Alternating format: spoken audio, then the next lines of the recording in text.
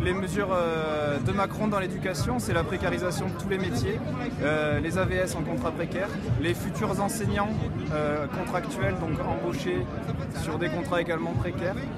Et l'éducation nationale appelle des personnes en remplacement qui n'ont même pas de connaissances en éducation, qui n'ont pas fait d'études là-dedans. La politique de Macron avec la baisse du nombre de fonctionnaires, ça entraîne des fermetures de postes. Et où est-ce qu'on prend les postes pour mettre dans les écoles qui ont beaucoup d'élèves? Dans les classes où il y en a un peu moins et qui ont pourtant des bonnes conditions d'accueil.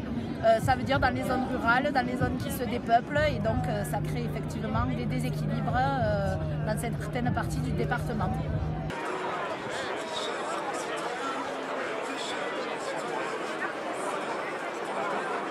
On veut mettre une société au service de l'humain et non du pognon.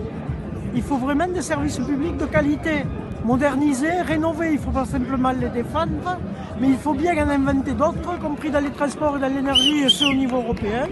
Et puis la question aujourd'hui, on sait que par exemple pendant la crise, les services publics en France ont permis de maintenir des gens dans la société plutôt qu'il y ait tant d'exclusion comme en Grèce ou au Portugal.